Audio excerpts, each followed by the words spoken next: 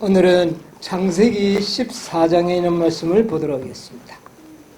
창세기 14장.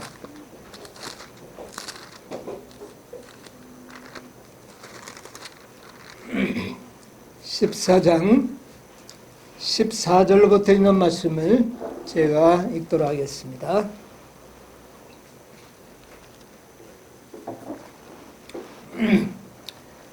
아브라함이 그 조카의 사로잡힘을 듣고 집에서 길리고 연습한 자 318인을 거느리고 단까지 쫓아가서 그 가신을 나누어 밤을 타서 그들을 쳐서 파하고 다메섹 좌편 호바까지 쫓아가서 모든 빼앗겼던 재물과 자기 조카 롯과 그 재물과 또 부녀와 인민을 다 찾아왔더라. 아브라함이 그돌라오멜과 그와 함께한 왕들을 파하고 돌아올 때에 소돔 왕이 사회 골짜기 곧 왕복에 나와 그를 영접하였고 살렘 왕 멜기세덱이 떡과 포도주를 가지고 나왔으니 그는 지극히 높으신 하나님의 제사장이었더라. 그가 아브라함에게 축복하여 가로되 천지의 주제시여 지극히 높으신 하나님이여 아브라함에게 복을 주옵소서. 너희 대적을 내 손에 붙이신 지극히 높으신 하나님을 찬송할지로다 하매 아브라함이 그 얻은 것에서 10분의 1을 멜기세덱에게 주었더라.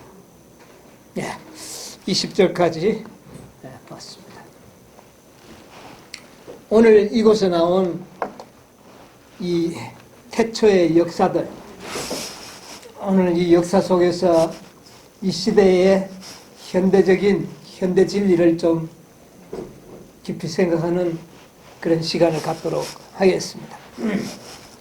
이것은 곧 롯과 아브라함이 함께 살다가 분리되고 난 다음에 롯은 어디 가서 살았습니까? 소돔에 가서 살고 아브라함은 본래 있던 그 동쪽에서 살고 있었던 그때의 일입니다. 그만 이 롯이 살던 소돔성이 소돔 나라가 외부의 침략을 받아가지고 그만 사로잡히게 되고 그 중에 롯이 원수들에게 잡혀가는 그런 기록이 여기 나옵니다. 그런데 여기에 보니까 아브라함이 뒤쫓아가서 그 원수들을 다 무찌르고 롯을 다시 찾아오는 역사입니다. 이게.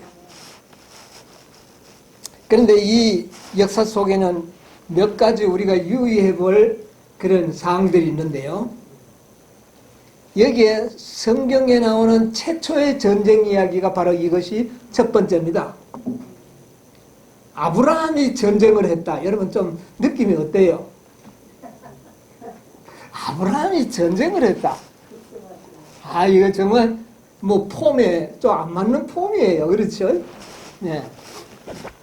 그러나 아브라함이 전쟁을 했는데 이 전쟁이 성경에 나오는 첫 번째 전쟁의 역사라고 하는 하나의 기록을 여기에서 찾아볼 수 있고 또 그 다음에 제사장이라는 단어가 처음 나옵니다. 제사장은 이 출애굽기에 들어가서 나오는데 이 창세기에 이 시조에 나오는데 멜기세덱이 제사장, 지극히 높으신 하나님의 제사장이었다. 그래서 제사장이라는 신분의 이야기가 처음에 나오게 됩니다. 그 다음에 또 한 가지가 나오는 게 있는데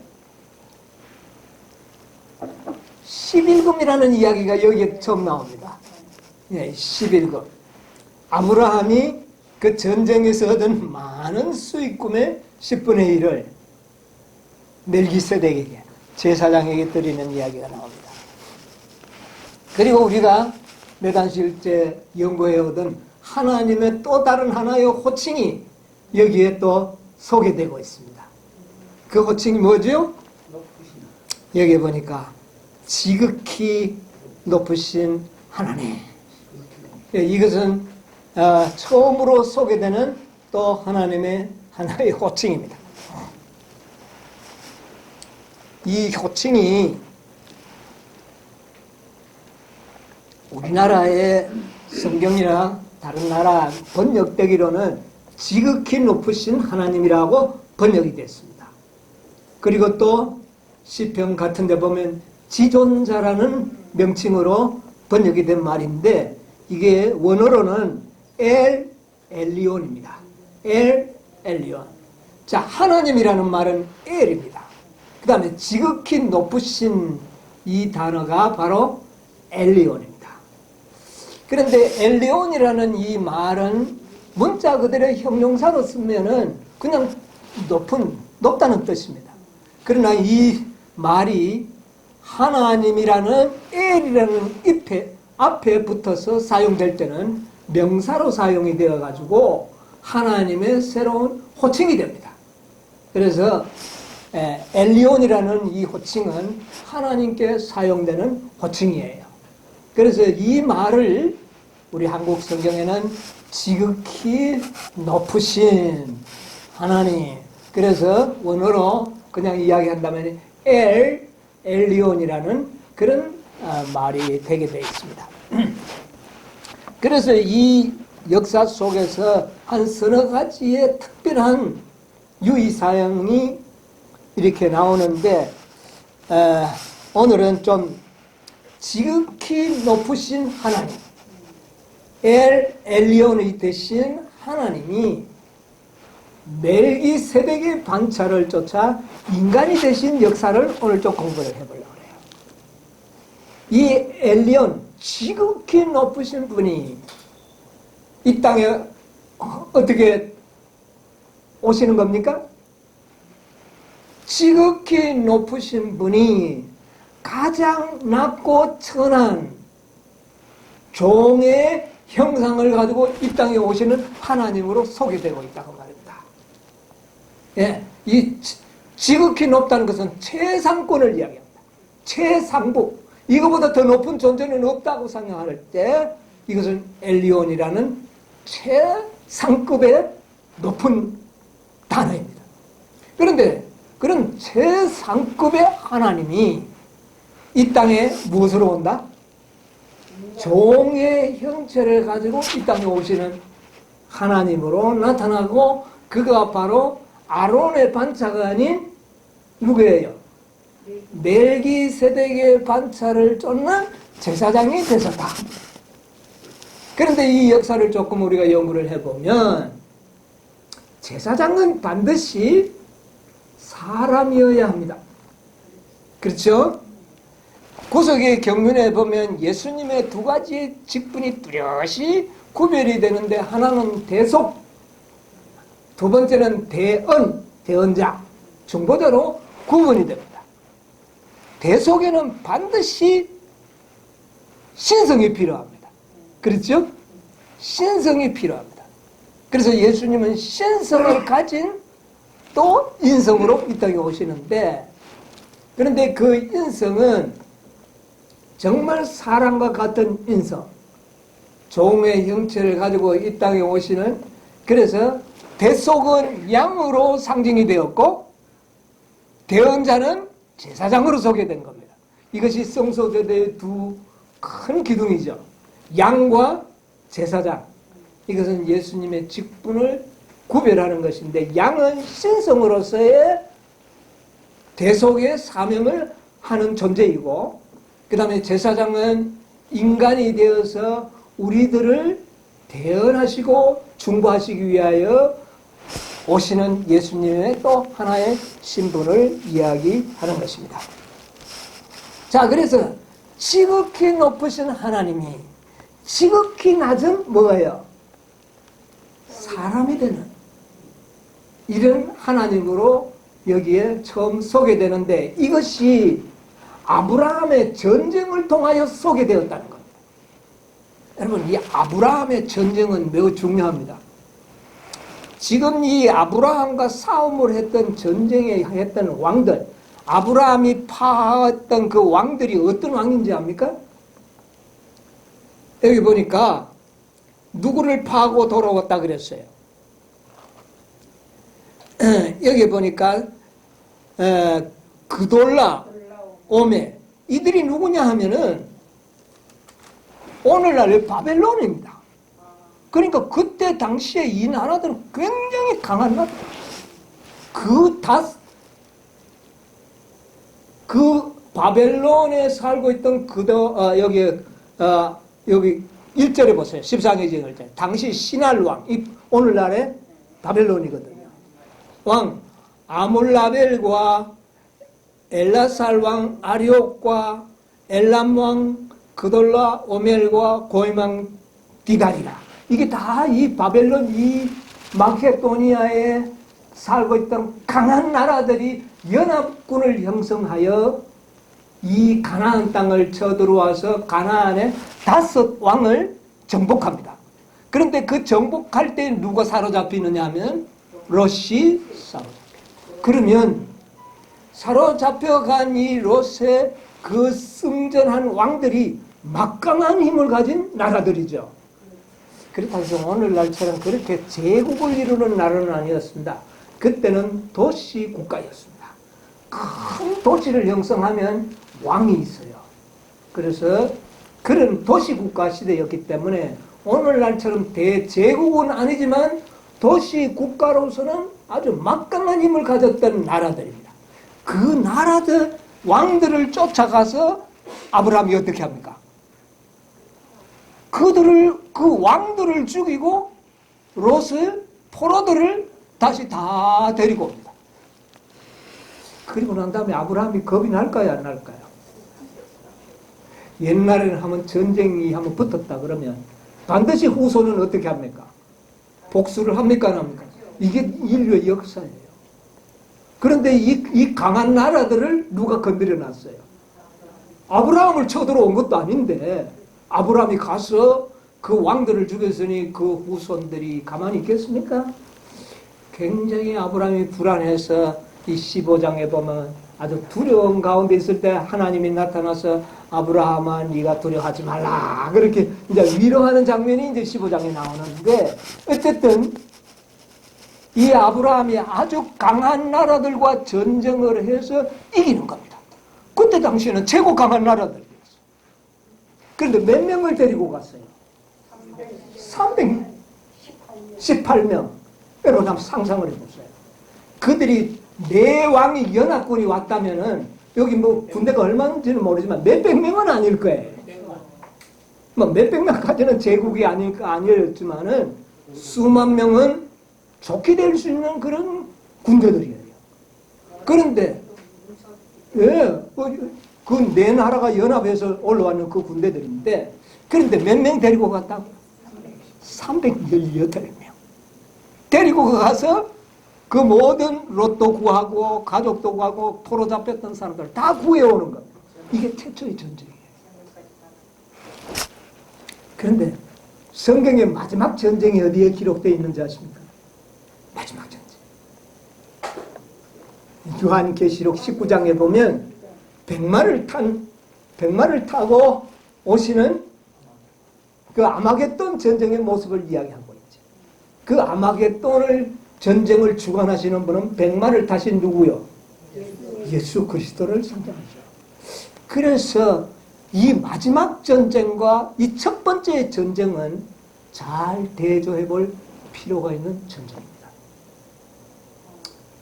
이 마지막 전쟁에 아마겟돈 전쟁에 그리스도와 함께 싸울 군대가 숫자가 얼마나 될까요? 그렇게 많을까요? 네. 어찌됐든 그것을 잘 생각을 해보면 아브라함이 이 전쟁을 우습게 넘어갈 역사가 아니라는 거죠. 단순한 역사가 아닌 매우 중요한 역사를 우리에게 보여줬고 그 전쟁의 결과가 무엇임을 오늘 좀 우리가 연구해 보려고 하는 것입니다. 자, 그런데 일단 그 지극히 높으신 분이 이 땅에 뭐가 되어오는 것입니까? 지극히 낮은 한 아기로 태어나는 거기에서부터 시작이 되어서 그는 자라서 나중에 뭐가 되는 겁니까? 멜기세덱의 반차를 쫓는 제사장이 되고 제사장 직분이 끝나면 그는 또 무슨 직분을 갖게 됩니까? 왕의 직분을 갖게 됩니다. 자, 이런 과정들을 오늘 좀 생각을 해보려고 합니다.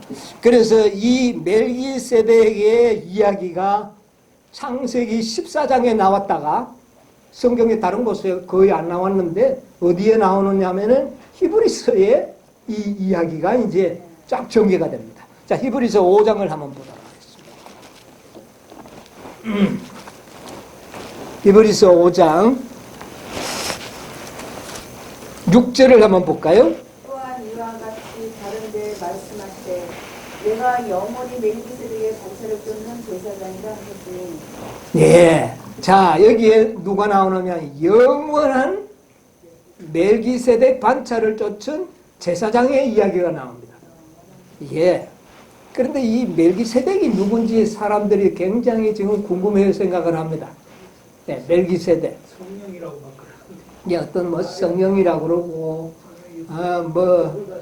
예, 많은 이야기가 나오는데, 이 멜기세덱에 대해서도 잠시 좀 우리가 상고해 볼 필요도 있다고 생각을 합니다. 이 멜기세덱이 누군가? 우리 히브리서 7장 1절로 4절 한번 보겠습니다. 이 멜기세덱은 살렘 왕이요 지극히 높으신 하나님의 제사장이라. 여러 인민이 쳐서 죽이고 돌아오는 아브라함을 만나 복을 받는다라.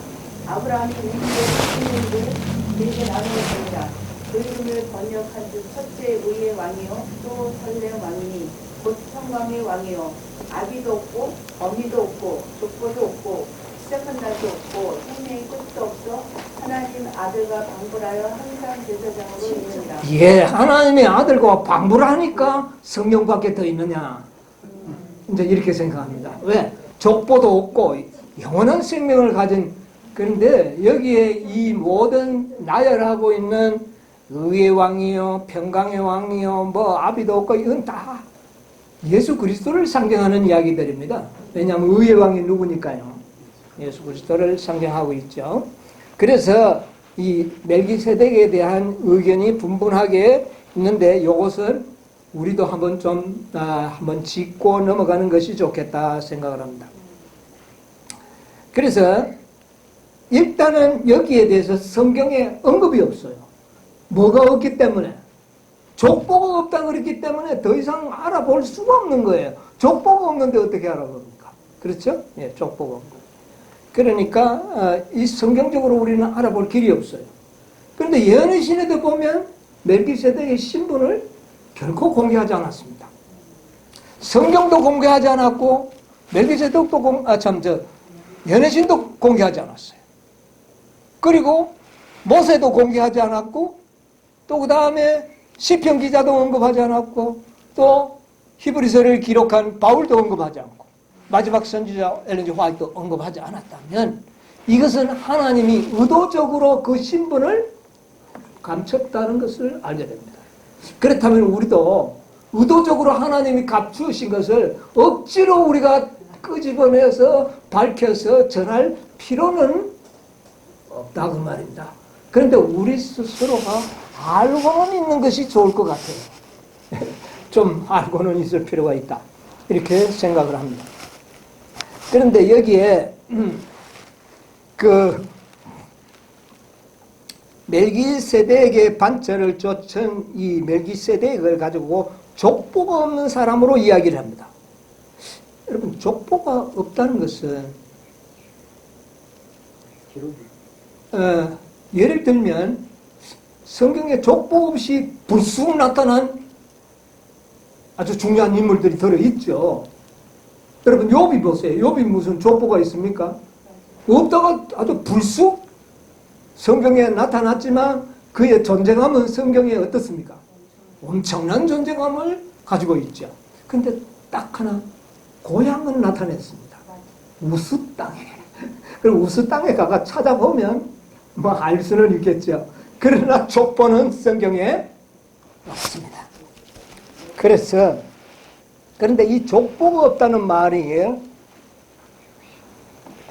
족보라는 말의 원어가 뭐냐면은 아파토르라는 말인데, 아파토르라는 말은 완전히 족보가 없는 그런 뜻이 아닌 사생아들, 고아들이 자기가 족보가 있나요? 아버지가 누군지 어머니가 누군지 모르잖아요. 그런 자들을 갖다가 족보가 없다고 표현하는데 그 단어가 아파토르입니다. 그런데 바로 여기에 사용된 단어가 아파토르예요. 그러니까 뭐 족보가 없는 하나님이라는 그런 뜻으로 보다는 족보를 알 수 없는 그런 존재, 사생아나 고아들처럼 그분의 족보를 아무도 몰랐을 때에 기록한 어떤 그런 말이라고 이해하는 것이 좋습니다. 왜냐하면 분명히 멜기세덱은 그때 당시에 살렘의 도성의 왕이었기 때문에 그 당대에는 그가 누군지를 알까요, 모를까요? 아는 겁니다. 그래서 그분은 하나님이 아닌 인간이었으면 분명하고, 그 다음에 엘렌 G 화이트 말씀 가운데서도 보면 신분을 밝히지는 않았지만 그가 하나님이 아닌 인간의 신분이었다는 것을 암시하고 있습니다. 여기 보면 화이트인의 편지 1905년도에 보낸 편지 가운데 보면 이런 말씀이 있어요. 멜기세덱은 그리스도의 표상이다는 주제인데, 하나님께서는 지상에 증민을 남겨놓지 않고는 결코 떠나지 않으셨다. 이 땅에 뭐가 있다고요? 자신의 증인들이 있었다. 그러면 이때 당시에 멜기세덱은 누구의 증인이라는 말입니까? 하나님의 증인이라는, 사람이라는 말입니다. 자, 여러분 한번 보세요. 이 아브라함 이전에는 노아가 증인으로 있었죠. 그런데 이 노아의 후손 가운데는 이 노아 홍수 이후에 노아의 후손으로는 아브라함이 최초로 하나님의 증인으로 성경에는 기록하고 있습니다. 네, 기록하고 있는데 어쨌든 그래서 이 엘렌 G 화이트의 말씀을 이렇게 보면 멜기세덱을 통하여 말씀하신 분은 그리스도 있었다. 그러니까 멜기세덱에게 말씀하신 분은 누구였다? 그리스도였다. 그러면 이 멜기세덱은 그리스도를 표상하는 인물이었다는 것은 확실합니다. 그리스도를 표상하는 인물이었어요. 왜? 의의 왕이고 살렘 왕이고, 그러니까 평화의 왕이 누구예요? 예수 그리스도죠. 예, 그래서 예수 그리스도를 상징하는 인물로서 사람으로서의 멜기세덱. 그런데 그는 누구였느냐? 그 당대의 제사장의 신분을 가지고 있었다. 그런데 제사장이란 말이 한 번도 안 나오는데 여기 나와 있어요. 그러나 모세가 이 말을 기록할 때, 성령을 통하여 기록할 때에 모세가 임의로 기록한 것이 아니라 성령의 계시를 통하여 기록할 때에 이 멜기세덱은 누구였다? 제사장이었다 하는 것을 우리가 알게 되는 겁니다. 근데 우리가 이제 제대로 연구를 해보니까 누구냐 하면은 셈이라고 하는 그런 이야기가 오늘날 또 많이 공개되고 있습니다. 그런데 그것을 너무 광고해도 되는지 모르겠어요. 왜냐하면 하나님이 의도적으로 가리워 놓은 것인데 이것을 너무 공개하는 것은 별로 하나님의 뜻은 아닌 것 같은데 알고만 있으면 좋을 것 같아요. 저도 이렇게 연구를 해보니까 이 멜기세덱이라는 인물이 당대의 셈이었을 가능성이 참 많다. 거의 막 확실하다. 이렇게 저도 보고 있습니다. 그러나 이걸 뭐 이렇게 전하여야 할 그런 기별은 아니라는 것이죠. 왜냐하면 셈은 아브라함 당대에 살아 있었습니다. 셈은 노아 홍수 전에 출생하여 노아 홍수를 경험하고 이후에 몇백 년을 살아온 그런 인물입니다. 그러니까 당대의 사람들로 봐서는 당대 사람들에게는 이 셈이라는 인물이 어떤 존재입니까? 아주 신비의 사람이죠. 그런데 그들이 신속하게 하나님을 이 떠나버린 가나안 족속들이나 이 이방 족속들에게는 이 셈은 신비의 인물이죠. 하나님을 안 믿는 자들에게는. 네. 그래서 이삭이 약 한 50살이 될 때까지 셈은 살아있었습니다. 이 땅에. 네. 살아있었어요. 그러니까 그때 당대에 아브라함이 갈대아 우르에서 우상 숭배에 빠지지 않도록 하기 위해 불러낸 이런 시대적인 현상을 보면 그 당대에 하나님의 제사장이라는 이름을 갖고 아브라함에게 축복을 할 만큼 영적인 신분을 가지고 있는 사람은 셈밖에 없는 겁니다. 그때 당시에 다 하나님을 믿지도 않고 섬기지도 않는 그런 백성들 속에 있는데 아브라함에게 지극히 높으신 하나님의 이름으로 축복을 할 수 있는 사람은 사실은 누구밖에 없다. 셈밖에 없는 겁니다. 네? 그 외에요. 아브라함보다 더 위대한 존재는 아브라함의 아버지가 있었는데 아브라함의 아버지도 우상 숭배자였어요.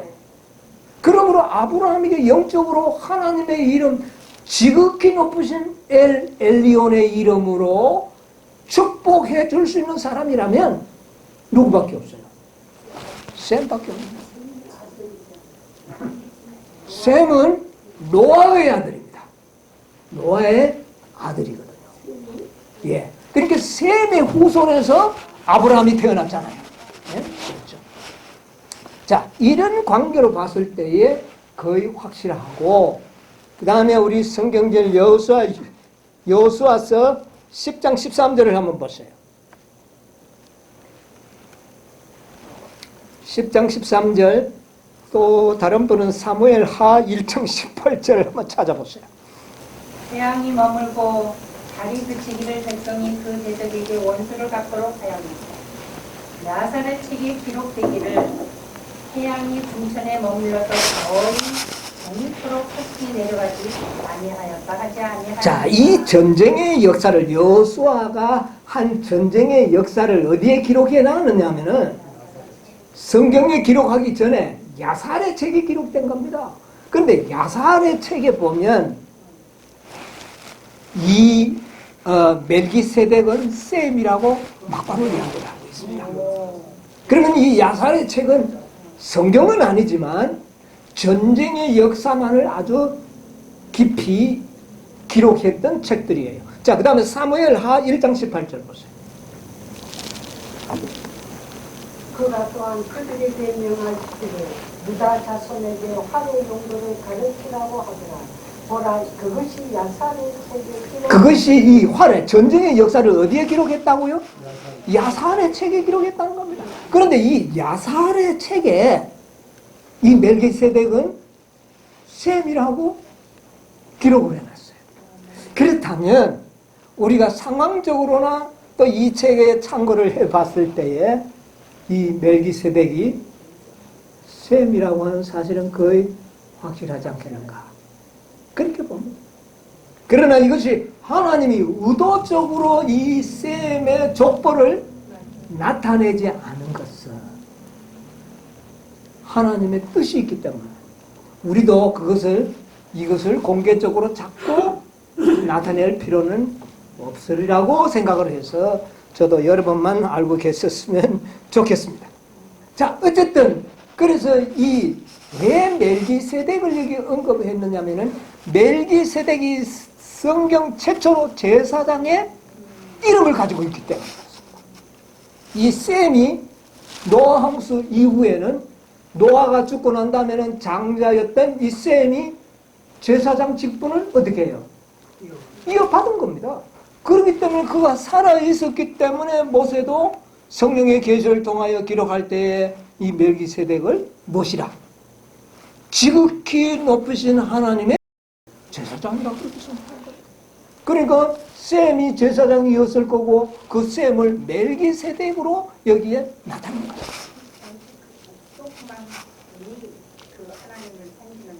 근데 족속 전부가 아니고 셈 족속도 이 바벨론 그쪽에는 흘러간 족속도 다 셈 계통이에요. 그런데 그 셈 계통의 가장 중요 혈통을 아브라함이 이제 믿음의 혈통을 가지고 나왔던 것 뿐이에요. 셈이 아브라함 혈통 외에는 다 셈이 아닌 게 아니라 그 혈통 중에 많은 셈 계통에도 아브라함이 유일하게 하나님을 축복을 받은 민족이다 하는 것을 이해하시면 되겠습니다. 자, 그런데 그래서 이 멜기세덱의 반차를 쫓는 예수님은 사람이 되어서 이 땅에 지극히 높으신 자가 비천한 인간이 되어 오셨는데 그가 뭐가 되어야 되느냐면은 제사장이 되어야 합니다. 그러면 제사장이 되려고 하면 아론의 가보에서 태어나야 됩니다. 레위 지파에 태어나야 합니다. 그런데 예수님은 어느 지파에서 태어납니까? 유다 지파예요. 그러니까 대제사장의 자격이 없는 겁니다. 그래서 그는 아론의 반차가 아닌 멜키세덱의 반차로 제사장이 되는 겁니다. 그래서 예수님은 반드시 멜키세덱의 반차를 쫓아서 제사장이 된 것이지 아론의 반차가 아니라는 겁니다.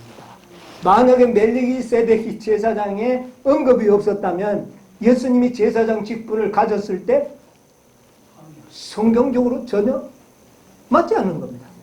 어디 레위 지파에서 나와야 하는데 유다 지파에서 그런데 예수님은 무슨 반차로? 멜기세덱 반차를 쫓았기 때문에 그는 제사장이 될 수가 있었다. 그것을 바로 이 사도 바울이 역설하고 있는 겁니다. 이제. 예. 그래서 이 멜기세덱의 반차가 아론의 반차보다 더 위에 있다는 것을 이야기하는 거예요. 그렇죠? 예, 이 셈이 얼마나 월등한 존재입니까? 그 반차를 예수님은 막바로 이어 내려오는 것이죠. 자, 그래서 오늘 우리가 생각하는 것은 멜기세덱의 반차를 잇기 위하여 사람이 되어 오시는 겁니다. 어쨌든 제사장은 뭐가 되어야 되니까요? 중보자는 사람이 되어야 하는 것이고. 그래서 예수님은 멜기세덱의 반차를 쫓게 되는 겁니다. 자, 그래서 예수님은 멜기세덱의 반차를 쫓았지만 근본은 어떤 분이었다? 그냥 하나님이 아니라 지극히 높으신 하나님. 여러분요, 우리가 막 그냥 기도할 때 지극히 높으신 하나님이라 이렇게 우리가 이야기를 했는데 왜 지극히 높았다는 말을 여기에 강조했느냐 그 말이야.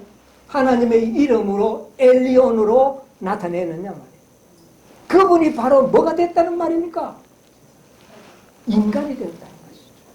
사람이 되었다는 것이죠. 그것도 지극히 낮은 위치에 이 단어만 우리가 깊이 생각하더라도 예수님은 지극히 겸손한 바로 빌립보서 2장 5절에 나오는 그렇죠. 종의 형체를 가지고 오신 그 극진한 하나님의 사랑을 이 말 자체에서 우리가 느껴볼 수가 있는 겁니다. 예. 그 위에 하나님이 없는 지극히 높으신 하나님이 지극히 낮은 어떻게 해요? 사람이 되어 오시는 이 과정을 우리에게 보여주는 것입니다. 그래서 우리가 여기에서 그는 사람이 되어 오는데 어떻게 사람이 될 수가 있었느냐? 예수님이 사람이 되는 과정을 좀 생각을 해보자고 합니다. 히브리서 1장 4절로 6절을 좀 보겠습니다. 어떻게 지극히 높으신 하나님이 인간이 됐습니까? 저가 천사보다 얼만큼 뛰어남은 저희보다 더욱 아름다운 이름을 기업으로 얻으시니 하나님께서 어느 때에 천사 중 누구에게 네가 내 아들이라 오늘날 내가 너를 낳았다 하셨으며 또 다시 나는 그에게 아버지가 되고 그는 내게 아들이 되리라 하셨느뇨.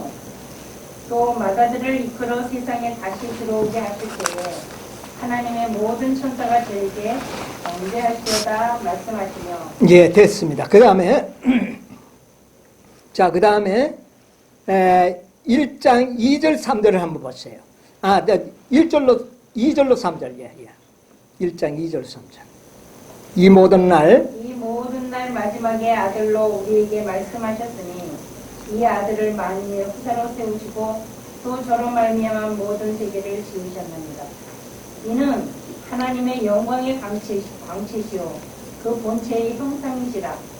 그의 능력의 말씀으로 만물을 붙드시며 죄를 정결케 하는 일을 하시고 높은 곳에 계시는 위엄의 자, 지으셨느니라. 여기에 보면 하나님의 아들로 이 땅에 오시거든요. 하나님의 아들로. 그런데 하나님의 아들로 오시는데 그는 본래는 하나님의 본체의 뭐라고요? 형상이었어요. 그런데 어떤 이름으로 오느냐면 아들이라는 이름을 가지고 오는 겁니다. 이 이름에 아들이라는 이름에 대해서 다음에 또 한번 연구를 할 거예요. 이것도 하나님의 이름입니다. 아들이라는 이름을 언제 얻었느냐 하면 보세요. 이것은 4절에 저가 천사보다 얼만큼 뛰어나면 저희보다 더욱 아름다운 뭐를요? 이름을 뭐로 얻었다고? 기업으로 얻었다.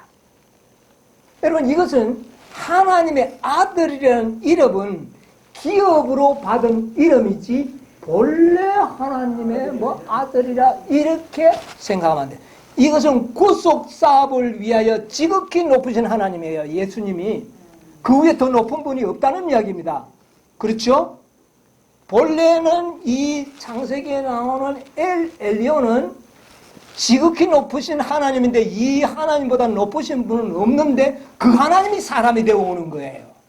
그런데 그 사람이 되어 올 때 어떤 이름으로 오느냐면은 하나님의 아들이라는 칭호를 가지고 있다는 겁니다.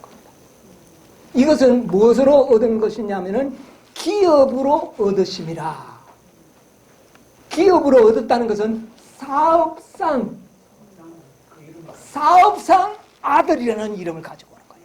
여러분 아시겠어요? 이 관계를 잘 알아야 된다. 사업상 하나님의 아들이라는 이름을 갖고 오는데 그러면서 하나님께서 5절에 보면 어느 때 천사중 누구에게 네가 내 아들이라. 천사를 보고 하나님께서는 아들이란 말 한 적이 있다? 없다는 겁니다. 그런데 인간으로 오시는 이 엘리온 하나님을 아들이라 부르고 아들을 낳았다는 표현을 씁니다. 천사들은 창조된 아들이에요. 그렇죠? 창조는 됐지만은 낳은 아들이 아닌데 예수님은 이 땅에 오실 때 하나님이 낳으신 아들로 일컬음을 받는 겁니다. 자, 낳았다 하셨는요. 그러면 어떻게 낳음을 얻었는가? 이게 참 중요한 거예요. 왜 낳았다는 표현이 사용되는가? 예수님에게는 여러분 여기에 굉장히 중요한 진리가 들어있습니다. 자, 보세요. 이 말을 옛날 엘리야 성경에는 낳았다 그래가지고 우리도 낳았으니까 우리도 하나님이다 이렇게 했는데 그건 아니고요. 잘 보세요. 로마서 8장 29절. 한번 여기 이제 비밀이 나타납니다. 로마서 8장 29절에 보면 하나님이 미리 하신 자들로 또한 그 아들의 형상을 본받게 하기 위하여 미리 정하셨으니 이는 그로 많은 형제 중에 어떻게 해요? 자, 아들이 되게 하려 하심이라. 자, 여러분 보세요. 예수님이 이 땅에 태어날 때에 우리 첫 아들이란 말이에요. 첫 아들. 태어난 아들은 처음이에요. 다 창조되었잖아요. 아담도 창조되었잖아요. 그런데 태어난 자는 누구밖에 없어요? 예수님밖에 없어요. 예수님이 태어났단 말이에요. 태어났는데 여기 보니까 로마서 8장 29절에 보니까 많은 형제 중에 예수님은 뭐가 되게 하리라? 맏아들이 되게 하려 하심이라. 그러면 예수님 후에 태어난 아들이 있다 없다? 자, 성경에는요 창조된 아들과 태어난 아들이 구별이 됩니다. 창조된 아들, 태어난 아들. 근데 예수님은 태어난 아들의 맏아들이에요. 그런데 맏아들이 되었다면 이후에 태어난 아들들이 많이 있다는 말입니까? 없다는 말입니까? 있다는 말이죠. 예. 그러니까 보세요. 많은 형제 중에서 맏아들이 되게 하려 하심이라 그랬어요. 자, 그러면 이게 어떻게 많은 아들이 태어나느냐? 그러면 예수님 독생자가 아니지 않느냐? 또 이런 문제가 나옵니다. 이 성경을 잘 봐야 됩니다. 그런 의미에서의 많은 아들이 아니고 구속의 경륜을 설명하는 것입니다. 예, 이건 기업적으로 구속의 경륜 속에서 그런 겁니다. 자, 보세요. 히브리서 2장 10절로 11절.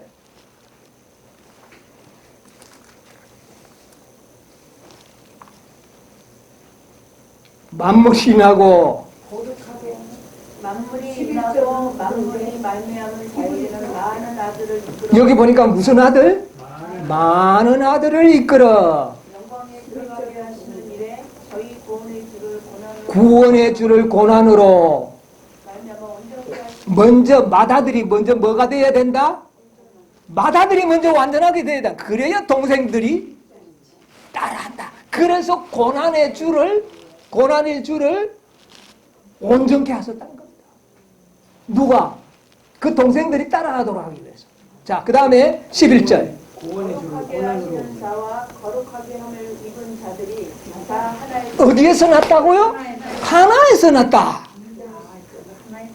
그러므로 우리를 어떻게 해요? 형제라 부르기를 부끄러워하냐? 하나에서 났다는 겁니다. 하나에서 어디서 났어요? 하나에서.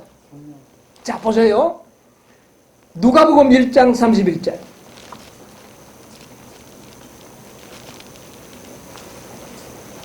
누가복음 1장 31절 1장. 보라. 보라, 내가 수태하여 아들을 낳으리니 그 이름을 뭐라 하라? 예수라. 자, 마리아에게서 태어나죠? 태어나는데 34절로 35절. 마리아가 천사에게 말하되 나는 사내를 알지 못하. 예. 사내를 알지 못. 어찌 이 일이 있으리까? 천사가 대답하여 가로되 성령이 내게 임하시고 지극히 높으신 이의 능력이 너를 품으시리니 이러므로 나실 바 거룩한 자는 하나님의 아들이라. 자, 마리아에게서 태어나는 하나님의 아들은 예수 그리스도거든요. 예수 그리스도인데 그는 누구로 말미암아? 마리아는 사내를 알지 못하는 처녀였지만 그는 성령으로 말미암아 이 땅에 어떻게 해요? 태어났어요. 태어났다면 믿음으로 성령으로 거듭난 자들은 성령에 의하여 거듭났잖아요. 그러면 하나에서 난지라. 맏아들 예수 그리스도와 거듭난 자는 성령으로 말미암아 하나에서 난 자들이 되는 거예요. 그러므로 맏아들이 되는 거예요. 그래서 맏아들이 되는 거예요. 그래서 맏아들을 고난에 주러 오셨는데 그를 고난을 통하여 온전케 하신 것은 많은 아들이 본받게 하려 하십니다. 그것은 경륜에 들어있는 겁니다. 아멘. 자, 로마서 8장 19절 보세요. 로마서 8장 19절.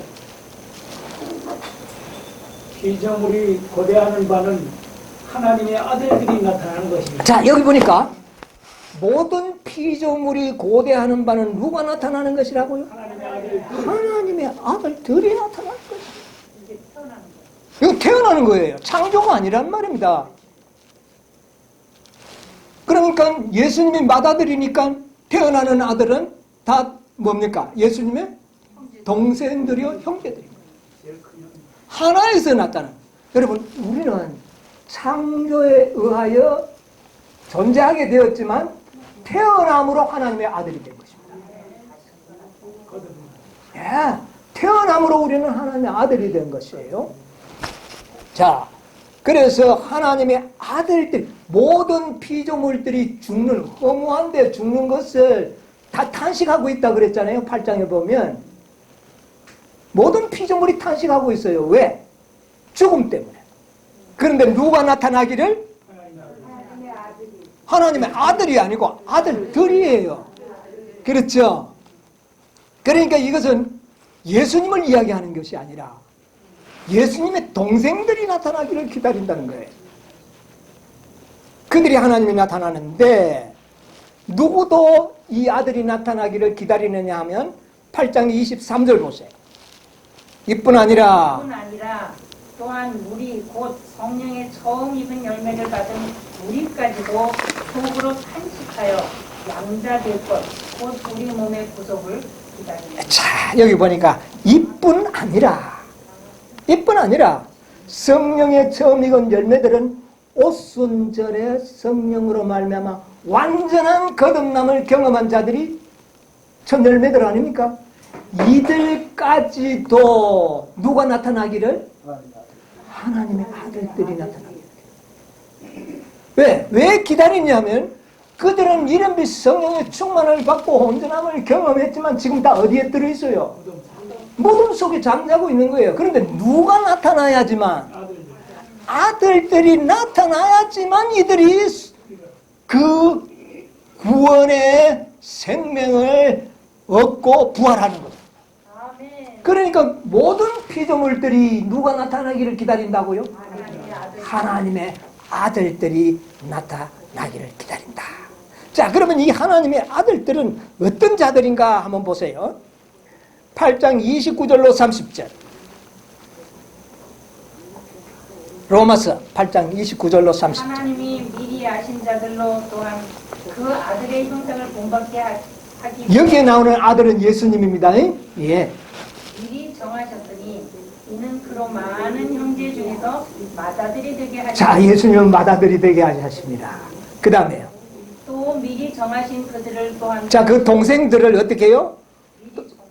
정하고, 또 그 다음에 그들을 부르시고, 또 부르신 그들을 또 어떻게 하시고?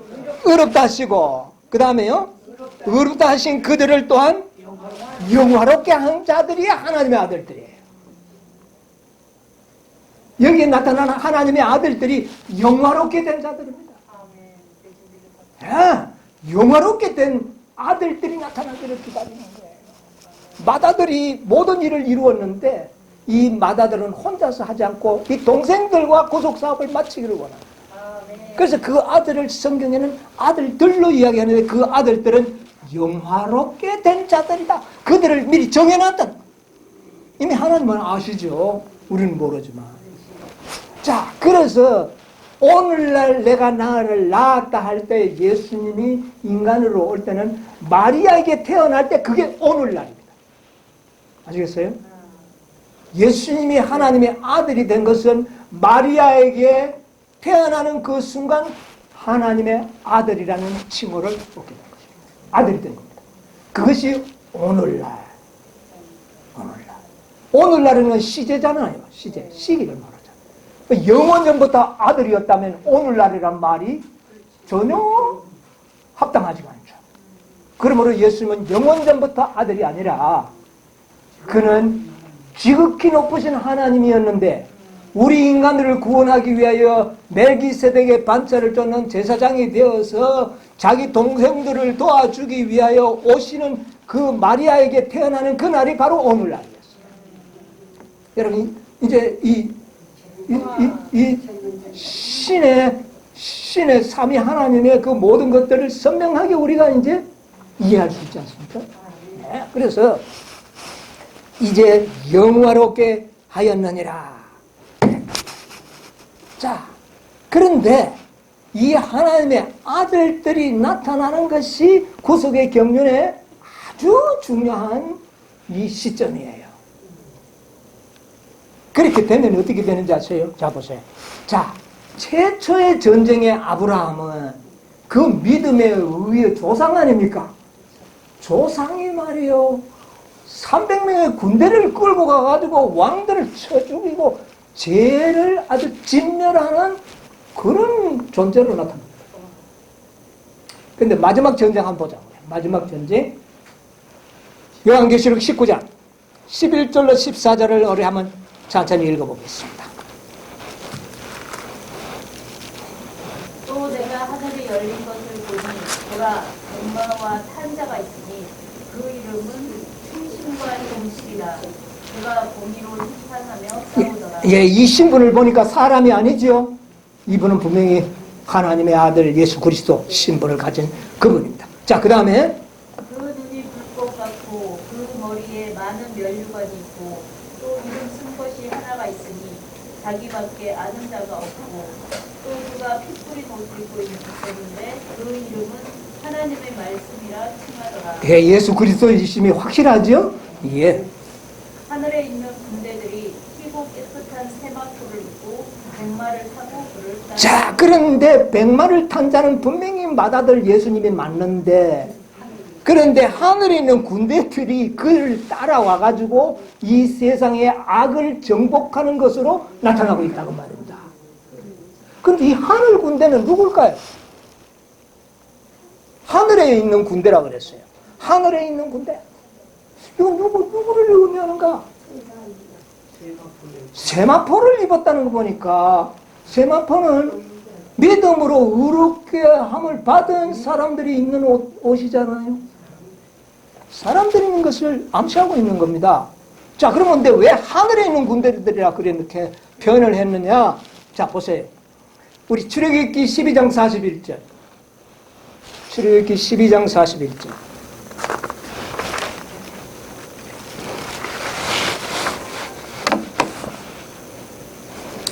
음. 430년이 마치는 그날에 여호와의 군대가 다 애굽 땅에서 나왔습니다. 자, 그 앞에 보면 이스라엘 자손이 애굽에 거주한 지 430년이나. 그것이 마치는 그날에 어떻게 해요? 누구의 군대가? 여호와의 군대. 이스라엘은 누구의 군대입니까? 여호와의 군대입니다. 하나님의 군대란 말입니다. 자, 그 다음에 출애굽기 7장 4절. 출애굽기 7장 4절. 바로가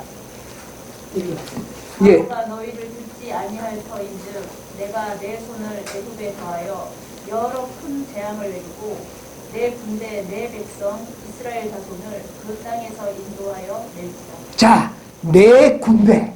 그렇죠? 하나님께서 내 군대라고 그랬어요. 내 군대가 누굽니까? 내 백성.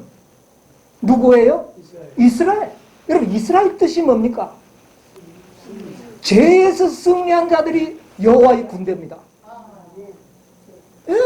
하늘의 군대는 죄에서 승리한 자들이 하늘의 군대예요. 하늘에서 왔다는 그런 뜻으로 보지 말고 하늘의 군대는 죄를 진멸하는 일에 이 땅에 있는 바로 예수님의 동생들. 예. 영화롭게 한 자들. 예, 영화롭게 한 자들이 이스라엘이요. 이스라엘이 여호와의 군대요. 이스라엘이라고 말합니다. 그들이 백마를 탄 자를 따르더라. 자, 예수님이 백마를 타고 오시는데 이거는 재림의 모습을 이야기하는 것이 아니라 아마겟돈 전쟁에서 이 땅의 악을 섬멸하는 일에 있어서 예수님의 모습이 백마를 탄 자예요. 그런데 그를 뒤따라서 하늘 군대들이 따르는데 그 군대가 14만 4천인데 그러니까 예수님과 14만 4천인들이 이 세상의 악을 진멸하는 자들로 나타나는 거죠. 이 땅의 악은 예수님과 14만 4천인들이 사단의 모든 기만을 다 폭로해가지고 죄의 세력을 완전히 멸절시키는 것으로 나타나는 겁니다. 예, 아마겟돈 전쟁. 이 아마겟돈 전쟁에서 사단은 완전히 진멸됩니다. 죽는다는 뜻이 아니라 그가 완전히 점령당한다. 죄를 정복하고, 예, 정복하는 것이죠. 이제 뭐가 이 제대로 퍼즐이 잘 맞춰 들어가죠. 자, 그래서 제에서 승리한 이스라엘은 14만 4천인들. 14만 4천. 이들이 하늘의 군대들이에요. 이들이 하늘. 자, 아브라함이 잘 길들이고 훈련된 318명이 그 원수들을 쫓아가서 그들을 타파하고 롯도 모든 인민들을 다 포로되었던 자들을 다 데리고 왔어요. 조카 롯이 마지막 날에 전쟁에서 누구일까요? 저길 것 같아요. 포로대가 있습니다. 포로 잡혀가서요, 롯이. 죽은 시당한 아닙니다. 자, 보세요. 이 롯이 이 원수들에게 포로를 잡혀갔습니다. 그렇죠? 포로를 의인인데 포로를 잡. 자, 많은 헤일 수 없는 무리들이 의인인데 음부의 포로가 돼가지고 음부의 세력하에 다 갇혀 있는 거예요. 붙잡혀 있는 겁니다. 이게 영적인 표상이에요. 포로대가 있다고 말합니다. 그런데 이 의인들이지만 아직도 무덤 속에서 음부는 사망의 세력 아닙니까? 그죠? 원수의 세력이잖아요. 거기에 잡혀 있는데 누가 가서 건져옵니까? 예수님과 14만 4천인들이 가서 데리고 오는 것으로 상징되었다고 말입니다. 예, 318명 가가지고 아주 극소수죠. 그때 당시에 수만 명을 상대로 해서 싸운 사람은 318명이 가서 싸워서 승리하고 포로를 잡아 데리고 온 겁니다. 자, 허다한 무리들이 14만 4천인과 그리스도가 하나님의 율법은 지킬 수 없다는 사단의 그 모든 기만을 완전히 폭로하고 의롭다고 구원은 받았으나 사망의 세력에 포로 잡혀있던 의인들이 14만 4천인들의 수요고 차고 그들이 야곱의 환란과 질쟁을 통과하면 그들이 다 의인으로 부활하는 겁니다. 아멘. 이것은 포로 잡혔던 자들이 다시 돌아오는 것이에요. 그래서 이 아브라함의 첫 번째 전쟁과 요한계시록 19장의 전쟁은 대조해서 연구해야 할 놀라운 진리를 함축하고 있는 전쟁이었다고 말이에요. 있어야 된다라는 거예요. 자, 뭐 그 숫자까지는 너무 구애받지 마십시다. 자, 그러면 이것이 구속의 경로로 맞느냐? 초기 문제 279페이지에 뭐라고 이야기했죠? 초기 문제 279페이지.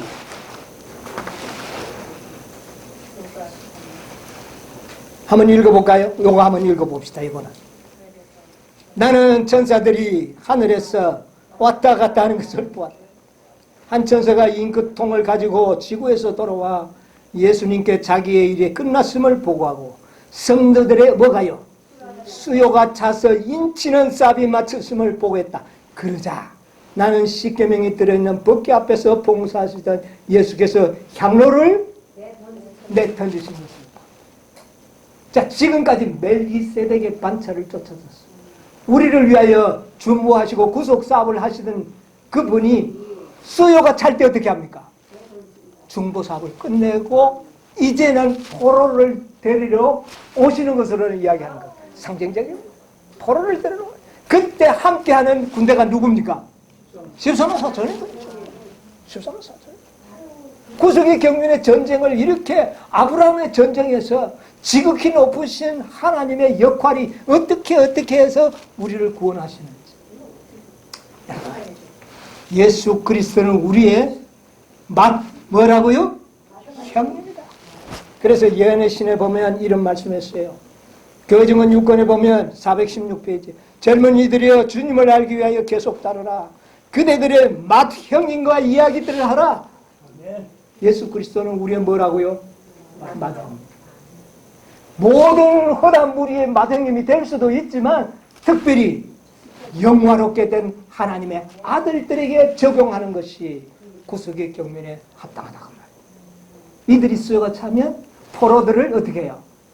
데리고 가죠. 구속의 경륜을 보여주는 놀라운 아브라함의 전쟁입니다. 그 역할을 하기 위하여 지극히 높으신 하나님께서 뭐가 되어 이 땅에 오셨다? 인간이 되어 오신 예수 그리스도의 사랑을 여러분 우리는 영원히 잊을래야 할 수 없는 그분의 사랑을 우리에게 말씀해 주고 있는 거죠. 아무튼 오늘 이 자리에 있는 여러분과 제가 이 영화롭게 된 하나님의 아들들 속에 포함되게 되는 그런 놀라운 축복을 얻게 되기를 간절히 바라면서 말씀을 마치겠습니다.